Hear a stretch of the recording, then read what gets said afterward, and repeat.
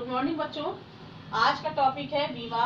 बीमा की कुछ विशेषताएं और अभिप्राय आप पहले पढ़ चुके हैं, तो आज हम इसकी कुछ और अन्य विशेषताएं उनका अध्ययन करेंगे। उसमें सबसे पहली विशेषता है लोक नीति या लोक हित के विरुद्ध बीमा नहीं होता है। ऐसी क्षेत्र जो कि लोक हित के विरुद्ध है, जैसे कि चोरी, डकैती, जुआ, है ना, इस तरह या अवैध रूप से कार्य करना, इन सब चीजों के लिए बीमा नहीं किया जाता है। ठीक है, जो कानूनन वैध हैं उन्हीं कार्यों के लिए ही बीमा कराया जाता है। बीमा कंपनी वैध कार्यों का ही बीमा करती है, अवैध कार्यों का बीमा नहीं करती है। दूसरी बात है कानून द्वारा नियमन। बीमा जो है वो कानून के द्वारा नियंत्रित होता है। सरकार इसके लिए नियम बनाती है और इसको नियंत्रित करती है, अर्थात इसके लिए बहुत सारे कानून बनाए गए हैं।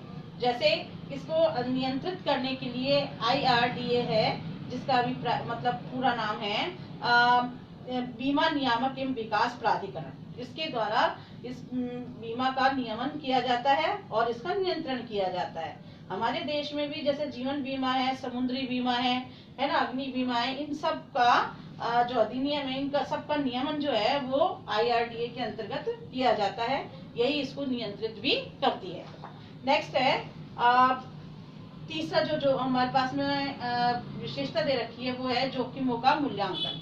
सबसे पहले बीमा कंपनी क्या करती है, जोखिम का मूल्यांकन करती है। अर्थात पहले देखा जाता है कि कौन सी जोखिम ऐसी है जिसमें मतलब कौन सा ऐसा क्षेत्र है जिसमें जोखिम की संभावनाएं अधिक है, हानि होने की संभावनाएं सबसे ज्यादा है। उसी हिसाब से ही मूल्यांकन करते हुए उसके पॉलिसी का निर्धारण किया जाता है। जैसा इसे बताया गया है आपको कि बीमा करने से पहले बीमाकर्ता द्वारा जोखिम की संभावना और जोखिम की राशि दोनों को पहले से निर्धारित किया जाता है। उसके बाद ही बीमित से प्रीमियम लिया जाता है। जितनी अधिक जोखिम होता है प्रीमियम भी उतना ही अधिक होता है। यानी कि प्रीमियम का निर्धारण करने के लिए जोखिमों का पहले क्या किया जाता है, मूल्यांकन किया जाता है कि जोखिम अधिक तो प्रीमियम अधिक और जोखिम कम तो प्रीमियम भी कम। जैसे उदाहरण के तौर पर हम ले कि एक व्यक्ति की जो दुकान है, अगर वो अपनी दुकान का बीमा कराता है और वो दुकान किसी पटाखे बनाने वाली कंपनी के आसपास है या पेट्रोल पंप के आसपास है, तो उसका जोखिम अधिक है, अर्थात उसका प्रीमियम भी अधिक होगा। इसी तरह से बीमा जुआ नहीं है। यानी जैसे जुआ में लाभ या हानि की संभावनाएं होती हैं, तो इस तरह से बीमा में ऐसा नहीं होता है। बीमा जुआ नहीं है। बीमा जुआ इसलिए नहीं है कि जुए में एक पक्षकार को तो हानि होती है और दूसरे पक्षकार को सदैव लाभ होता है, लेकिन बीमा हानि से बचने के लिए कराया जाता है, जबकि जुआ को मनोरंजन के लिए, लाभ प्राप्त करने के लिए किया जाता है। बीमा एक वैध अनुबंध है, जबकि जुआ क्या है, अवैध कार्य है जो अधिनियम के यानी कि हमारे कानून के विरुद्ध है, घोषित किया गया है, जनहित में नहीं है।